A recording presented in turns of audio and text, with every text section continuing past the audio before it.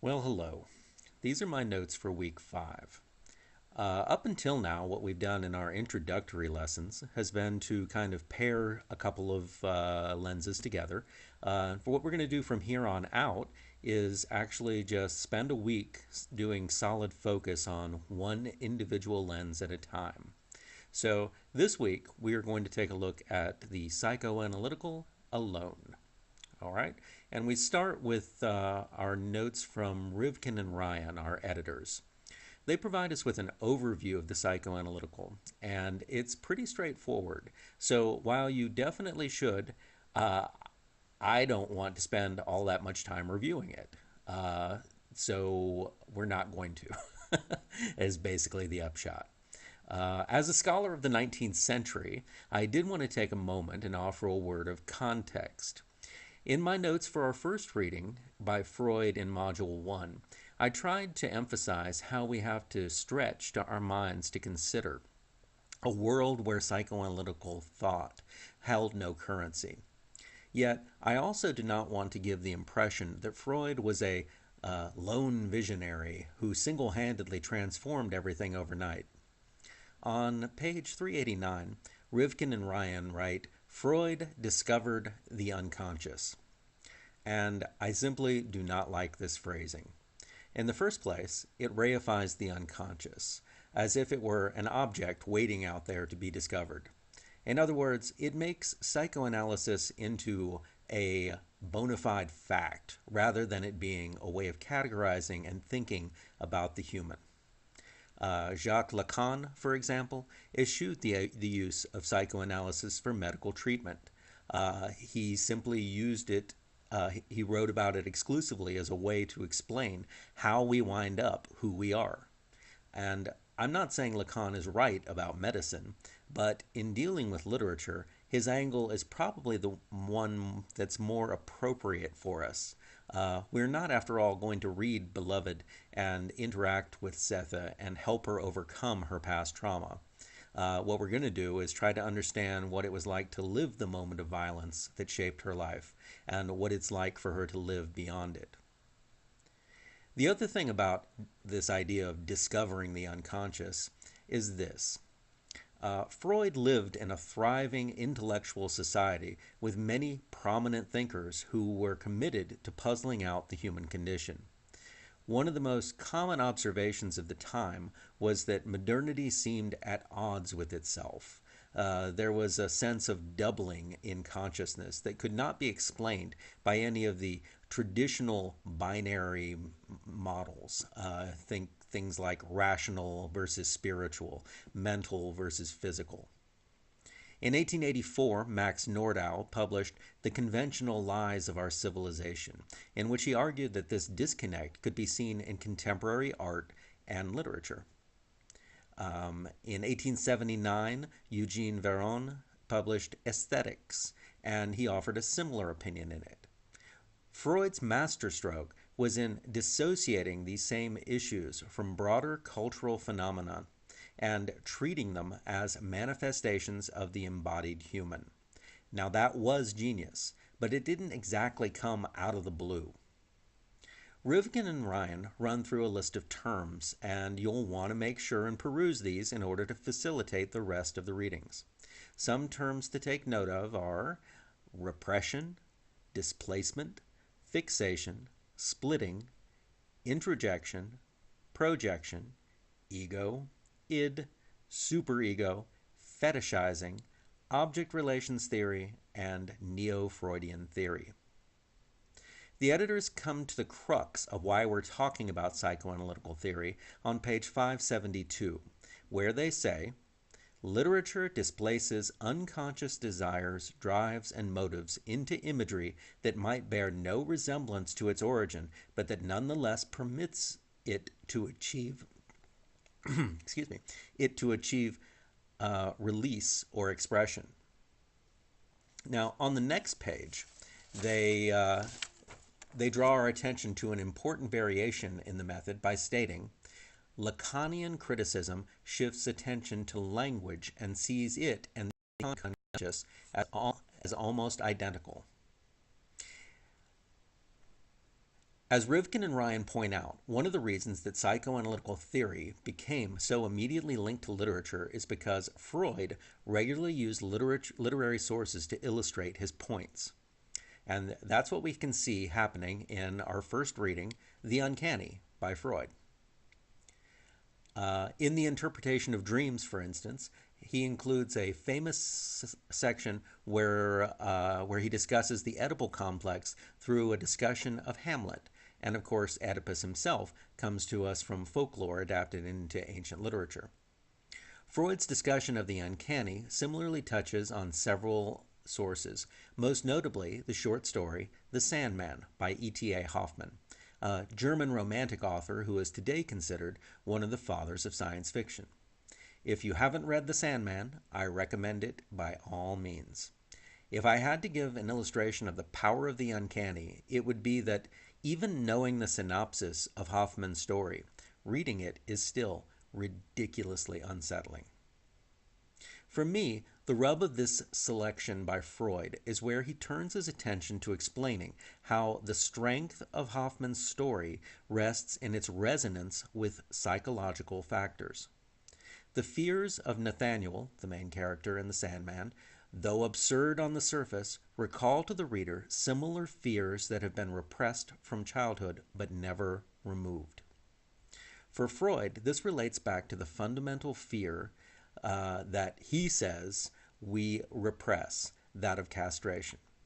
Now, once again, Freud projects a sense in which the biological in the human always has the upper hand. So while there is a figurative element to the idea of castration, he also means it in a very real, direct sense. Doubtless, Freud would say that my preference for dealing with the idea as a metaphor is due to displacement, driven by the strength of my instinctual fear for bodily preservation. And how does one argue about one's unconscious internal drives? I will simply say that whether Freud is right about me or not, that we can still apply this metaphorically with great success when we consider castration as the removal of agency. In the story, Nathaniel is the boy who is powerless to stop the coming of Coppelius, powerless to prevent the death of his father, powerless in his ardor for the clockwork woman, powerless against the return of Coppelius and madness. Relations are explored between the boy and his father, and subsequently between the grown boy and his potential lovers, each disrupted by the same stranger, and this shift from the nuclear family of the child to the abortive attempts of Nathaniel to achieve a relationship which will establish his own nuclear family as father fits really snugly with Freud's Oedipal ideas. Now, Freud's central point is that the story works because of the psychological factors, so the effectiveness of Hoffmann's work is tendered as proof of psychology in action. Needless to say, our angle is generally the opposite to that.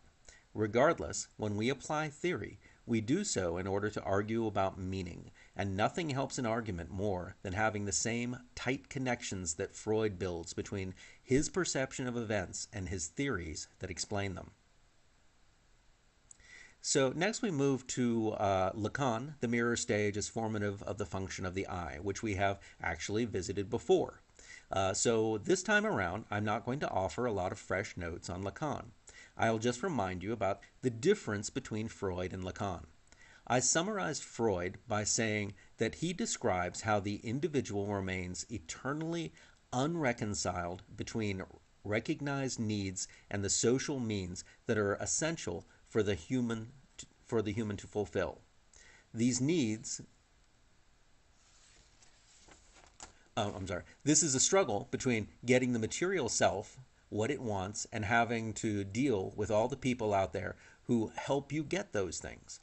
Biological imperatives drive this equation. Now, Lacan still believes the exact same thing.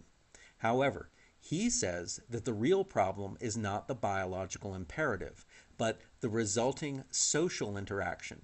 Dealing with others depends on the vagaries of language, as does interaction with the self, conceptualization of the self.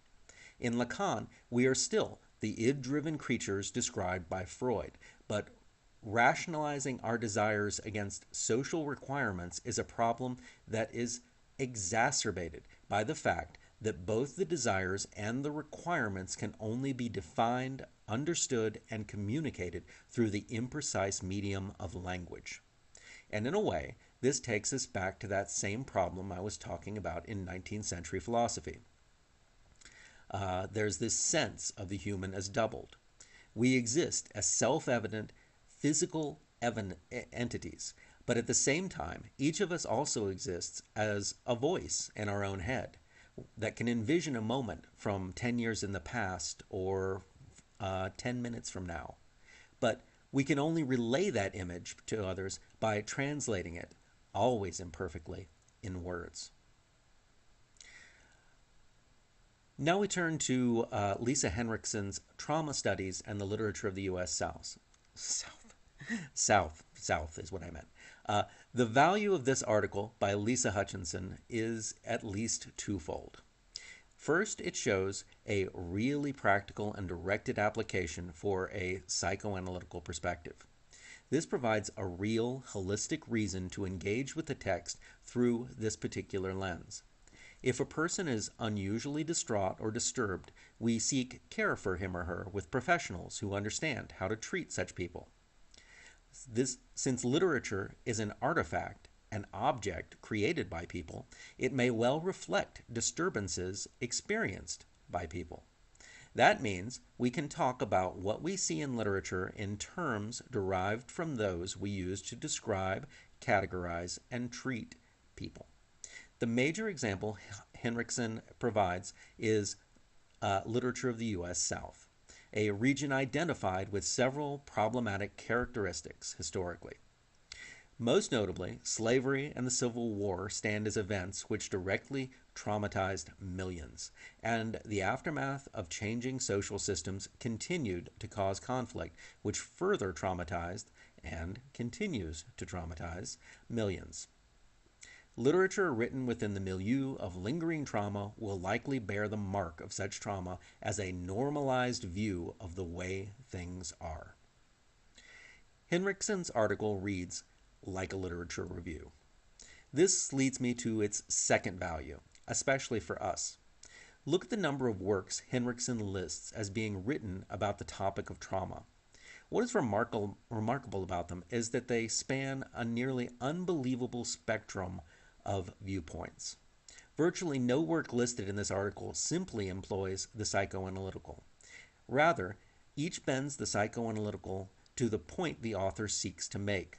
Some are ardently feminist, speaking about events specific to the experience of women.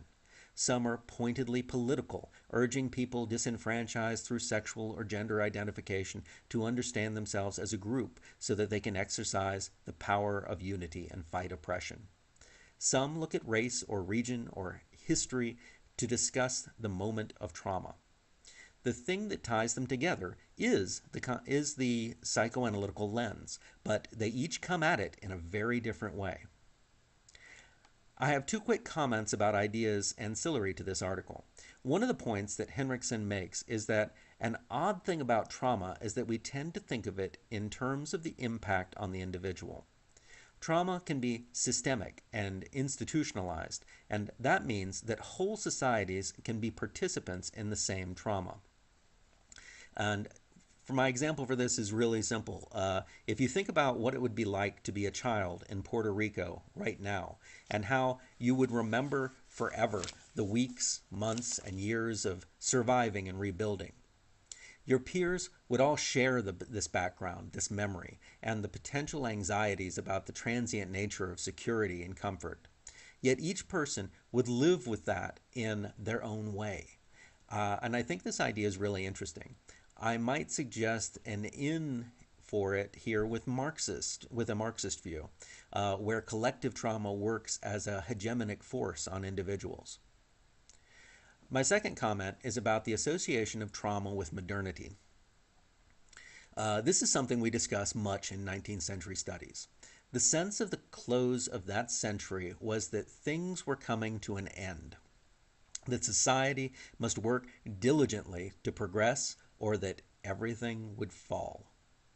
They felt themselves, in other words, on the edge of a precipice. And this feeling is something that we have really inherited. Some literary critics think that the whole point of narrative is to show characters at such a place and how they make it beyond their crisis, so that it's a kind of therapeutic reassurance for everyone. Regardless, we are really attached to this sense of ending as a natural way of feeling. Back in the 1960s, Frank Kermode wrote about this in his aptly titled The Sense of Ending.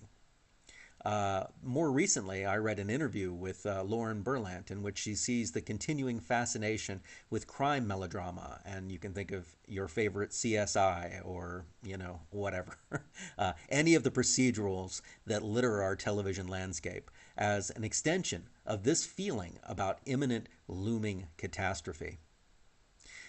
This week, we leave behind our friend Joseph Conrad and move to his contemporary Henry James. The idea is simply to think about the beast in the jungle using psychoanalytical theory. Let me know if you need some further discussion about any of these readings, and we can sit down and have a chat. So my notes are a little brief for this week, but hopefully that simply reflects the relatively brief nature of the readings themselves.